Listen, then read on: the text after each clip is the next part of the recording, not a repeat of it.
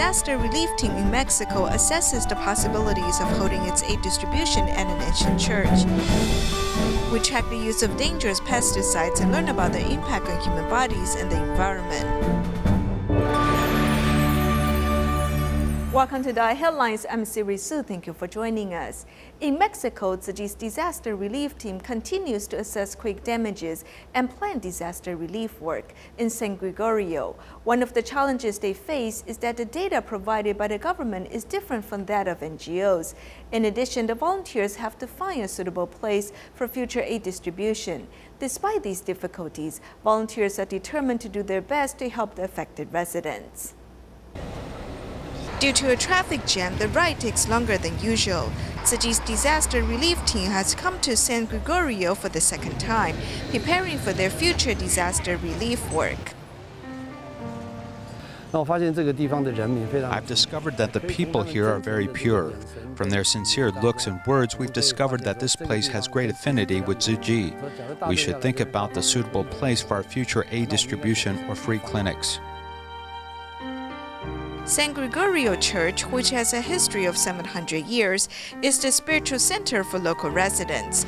Although the bell tower collapsed in the quake, the main structure is intact and safe and can be used as a supply distribution venue. Only the bell tower of the church has been damaged. The interior is intact. The indoor and outdoor flow is also quite good. The Master has told us that as we deliver aid distribution, we aim to form good affinities with the residents, alleviating their suffering. Most importantly, we need to implant seeds of compassion. Having carried out numerous disaster relief missions, Global Tzu Chi Volunteers Executive Director Stephen Huang is being mindful and careful. 我这次最大的挑战呢，就是数据都不一样，民间跟政府都不一样。最困难的呢，就是。 The biggest challenge this time is that we've received different data. The numbers provided by the government is different from the NGOs. We need to decide whom to believe and what to give out. After making such decisions, we need to accomplish this mission. If possible, this place, the 700-year-old church, might be our venue for the first aid distribution in the aftermath of the 9/19 Mexican earthquake. 9/19的这个地震的这个可以说是法会的发放的地方。 1 month after Hurricane Harvey caused tremendous damages in the United States, Tzu Chi volunteers around the world are still raising funds and praying for hurricane victims. Recently, volunteers held a prayer ceremony in Rizal province of the Philippines on September 18th. All the attendees prayed and hoped affected residents could know that people in different parts of the world are praying for them. The wild winds blow savagely and water floods people's homes. These are the horrible scenes of the hurricane devastation in the United States. To support people affected by the hurricanes, Tzu Chi volunteers in the Philippines hold a prayer ceremony in Rizal province.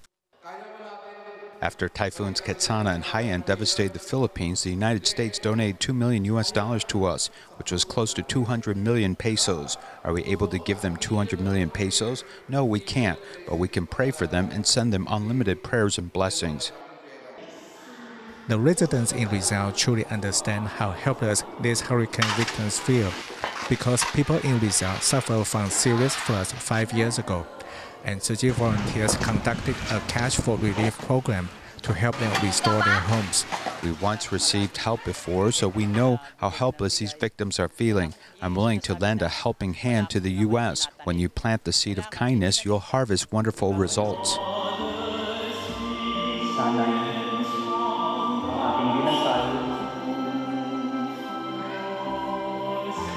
The volunteers lead the attendees to light their candles and hope the candlelight will bring warmth to the people of Houston across the sea. I'm just a kid, so I can't donate money to these hurricane victims, but I can pray for them and wish that they can finish rebuilding their homes as soon as possible. I'm not a Tzu Chi volunteer, but I support your event today. I'm willing to pray for the people in Texas, and I'll pray for them every night. Besides praying for the affected people, the volunteers and attendees also raise donations by dropping their money in the coin bags, so Tzu Chi volunteers can help them by sending it to the other side of the earth. In South Africa, Tzu Chi volunteers held their annual winter aid distribution at a primary school in Benoni City. This time, the volunteers distributed 20 kilograms of rice, soap, shoes, and clothes to help 500 impoverished families. Upon Tzu Chi volunteers' arrival, children from Unyazani Primary School happily welcomed them with singing. This primary school is located in the midst of cornfields and has 940 students. However, their classrooms are prefabricated ones. The area consists of close to about 2,000 people, but most of them, they are not working, so they are poor of the poorest. Yet also they are suffering, they need more help. The volunteers learned about the wish of the principal through another principal who has received help from Tzu Chi. On this day, Tzu Chi volunteers in Johannesburg brought aid supplies and distribute them to 500 families who are the poorest in this area. Of the parents work at other people's farms, so they're very poor. What we have distributed today includes soap, clothes, shoes, and rice. 有衣服，有鞋子，还有大米。Tzu compassion. Tzu is compassion, okay? Chi is relief, all right? After briefly introducing the meaning of Tzu and Chi, the volunteers led all of the students and parents to pray piously for the world. To the Tzu Chi members, I want to say thank you very much, and may the Lord give you more strength to help more people around the world, because the world needs people like you. Upon receiving the aid supplies from the volunteers, all of the parents smile. This love, which crosses borders, will be the most abundant fertilizer on the Barrow land. In August of this year, TIMA members from 4 different countries held a free clinic in Sri Lanka. Knowing that 153 patients need to wear glasses, Tzu Chi volunteers asked local optometrists for help to provide eyeglasses prescription services. 3 weeks later, Tzu Chi returned to the site of the free clinic to distribute glasses for the patients. To repay this love, the patients not only donated their money, but also pledged to volunteer. Delivering the eyeglasses respectfully with both hands, the volunteers also helped the patients put on glasses. Being able to see clearly once again, this 70-some-year-old grandmother prays for Tzu Chi volunteers. May Buddha bless Tzu Chi volunteers with good health and longevity so that they can help more people. In August this year, TIMA members held a free clinic here. Among the ophthalmic patients, 153 of them need to wear glasses. With the assistance of local optometrists, each patient received their own glasses 3 weeks later. They are very poor, so they have no money to buy glasses. Tzu Chi not only gave them glasses, but also provided free clinics to truly take care of the life of these underprivileged residents. While the residents expressed their gratitude, the volunteers also shared with them the story of bamboo coin banks and told them where the fund of the free clinics comes from, inspiring everyone's compassion and kindness. Even though we donated only 1 rupee, once we merge our donations with other people's, we can still help the poor, those who are sick, and even their families. Meanwhile, here in the DaAi village in Hambantota, the volunteers canvass for donations to help the victims of Hurricane Harvey. Whether the volunteers work into schools or communities, everyone they meet is willing to contribute their share. Although the money they contribute is limited, their love is endless.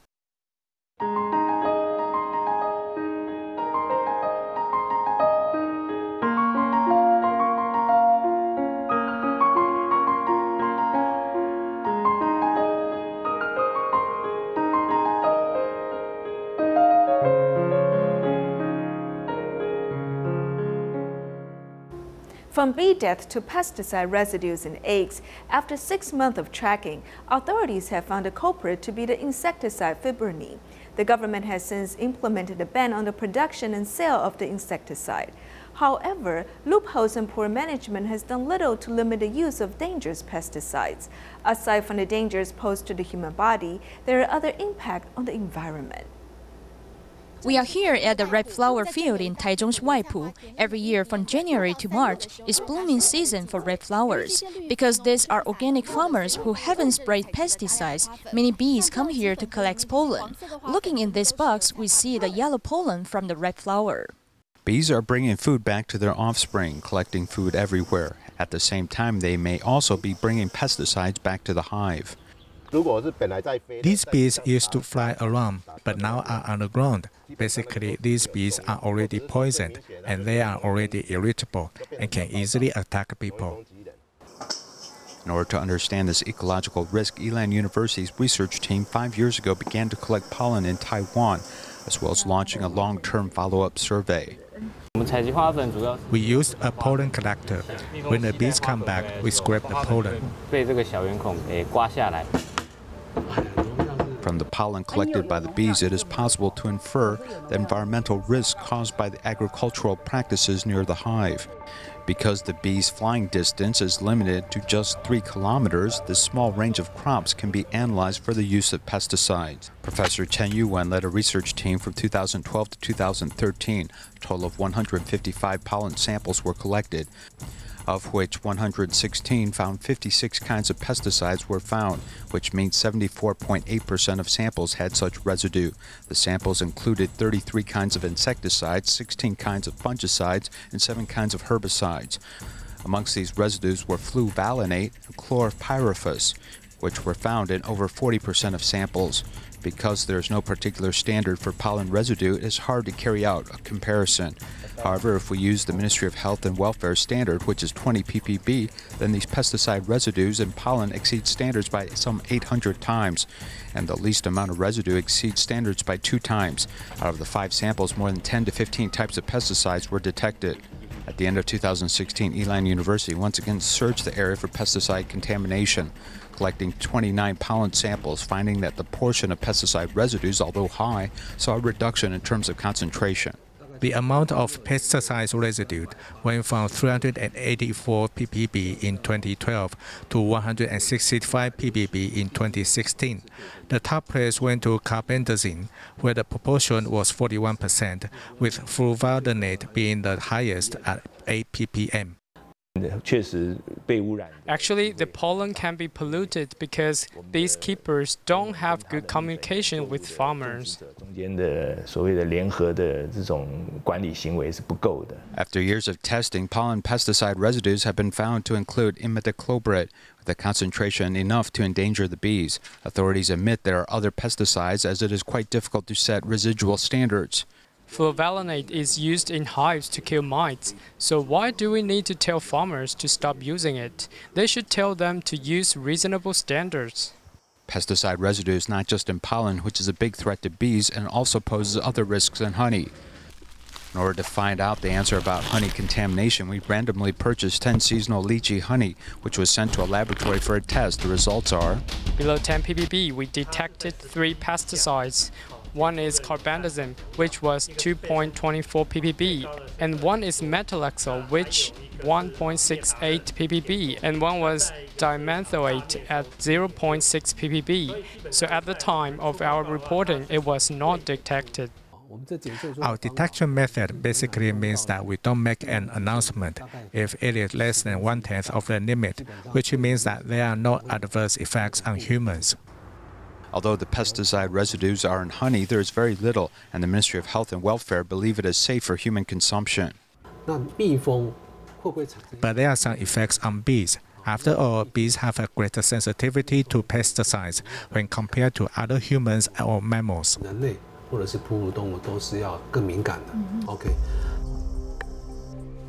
The government is studying the effects on bee larvae and doing other experimental projects. With so many pollutants in the environment, the load on the environment has become heavier. How will Taiwan's agricultural community deal with these issues? In our next report, we'll interview more experts to find more solutions. In our next report, we meet another Excellent Teacher Award winner in 2017. Su Mingzhu is a dance instructor at Tzu Chi Senior High School affiliated with Tzu Chi University. She went to Hualien with her husband 22 years ago, not only to prepare for the construction of Tzu Chi Senior High School, but she also established the Rondu Ballet Troupe. Since the establishment of this troupe, she has nurtured many elite dancers. 国王听了很感动，不但放走鹿王，并且当场立誓，从此不再为了口腹之欲伤害生灵。 The spirit of compassion is presented grandly through a dance drama performed by the Tzu Chi Senior High School affiliated with Tzu Chi University. We all know that adopting a vegetarian diet can protect animals, but it's usually not that easy to do it. I can feel this difficulty. Presenting the story through a ballet drama, the person behind the scene is teacher Su Mingzhu from Tzu Chi Senior High School.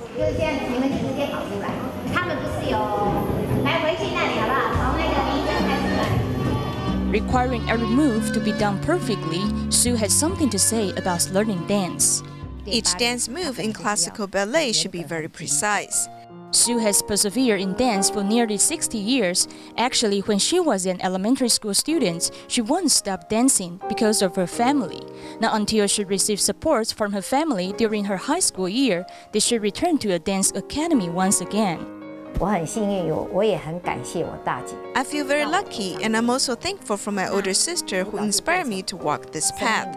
Dancing has become the most important career in my late years, as well as the most important thing in my life. Su's family is her biggest support all the time. After Su obtained the master's degree at her age of 42, she came to Tzu Chi Senior High School with her husband and later established Rondu Ballet Troupe, allowing her to see different hopes of dance industry. After we went abroad and saw the development of some dancers, I think we're actually creating new history and records, so we should not limit ourselves. It seems like there are age and body restrictions when it comes to dance. However, Rondu Ballet Troupe breaks this concept, as it has helped many children fulfill their dreams.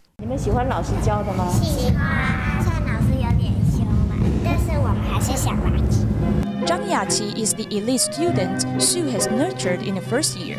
Now Zhang also teaches in her alma mater.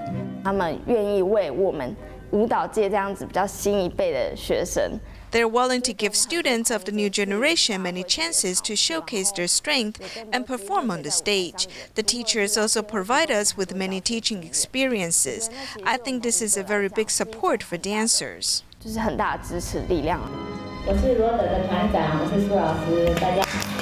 Su's spirit of perseverance in dance has set a good example for her students and other dancers to follow. In Nantou, Taiwan, the principal of Sanguan Junior High School and the secretary of Xuguang Senior High School were a teacher-student pair 26 years ago. Years later, they not only became colleagues, but they also obtained Nantou Special Excellent Teacher Awards this year. This teacher-students pair is looking at the yearbook that has 26 years of history, reminding them of many memories. At that time, he was a very hard-working and polite child. He also had top academic performances at school. That year, Li Xixin was the 9th grader, and he won the first place in the county's composition contest. However, his family was poor, and they had no vehicles, so his teacher, Wu Mingshun, drove him to receive the award. In fact, as a student, I was very serious at that time. I was afraid to ride in my teacher's car, but he kept chatting with me, so I think he is very friendly. Not only picking him up, but Principal Wu also took him to enjoy a memorable dinner. He brought me to a restaurant to have a set meal. Actually, I was shocked at that time because I had never eaten a set meal. I can still remember that meal cost him about $5 US. Feeling the warmth of his teacher, Li returned to his alma mater to teach after he graduated from college. Coincidentally, teacher Wu later served as the school principal, allowing this teacher and students to become colleagues. He is willing to contribute his share to his alma mater by giving his younger classmates a better learning environment. I think this is worthy of recognition. This year, Li and Wu both obtained Nantou Special Excellence Teacher Award. Receiving the award on the same stage, this is a particularly meaningful experience for both of them. This teacher-student friendship will continue even after 20-some years. The Institute for the Blind of Taiwan teaches massage to the visually impaired so that they can earn a living when they graduate. On the eve of graduation for these students, a number of police officers were chosen as massage subjects to prepare these students for their future profession. Grasping these acupuncture points and carefully performing massage, fatigue can be instantly eliminated. This is the Institute for the Blind of Taiwan, where visually impaired interns are about to graduate. In the final 2 months before graduation, we especially work with these students about how to use their hands and heart to work with clients. Before entering the workplace, these students unanimously chose to practice their skills on police officers to honor them for their hard work in protecting the public. We are glad to have so many good friends who support the police. I think that this is a virtuous cycle of charity. This time, we learned that the students can really go out into the community to serve other people. The Tzu Chi Foundation's long-term sponsorship of the massage classes held at the Institute for the Blind of Taiwan allows visually impaired people the opportunity to learn a skill and put their future into their own hands. When talking to people with hearing problems, people always think they have to raise their voices and talk slowly. But actually, it doesn't help. Some experts said that the best way to communicate with hearing impaired people is to talk to them face to face, so that the listeners can see the speaker's expressions and lip movements. 你有找到吗？怡轩，你有听到我在叫你吗？ This is how people talk to hearing impaired people. Lin Yixuan is in her 3rd year of college. Whenever she runs into things like this, it always makes her feel uncomfortable. Sometimes when customers ask me if I'm Taiwanese, but I don't care if I'm Taiwanese, so I have to repeatedly ask them what they mean because I can't hear what they say.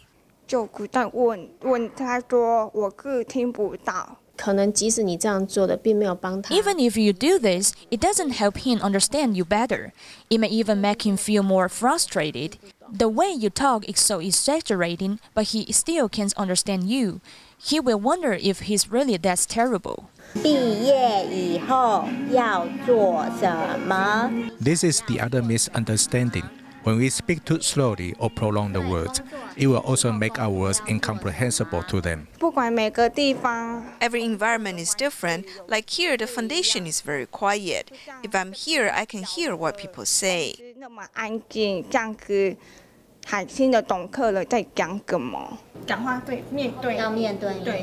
This is the most effective way for communication. If we can just speak at a normal speed and let them see our face and lips, hearing impaired people can hear us perfectly. I feel we should get rid of our typical impressions, such as speaking in a very loud voice, speaking very slowly, or speaking with exaggerated lip movements to help them read my lips. Sometimes the best way to talk to them is to write it down. Experts say communication runs two ways. We must remember that when we talk to hearing impaired people, it is important not to exaggerate, just keep it natural.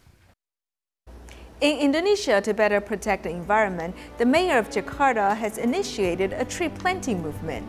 In response, one neighborhood leader in Kapuk village has joined hands with Tzu Chi volunteers to plant 55 trees. We'll leave you with these images at the end of the program.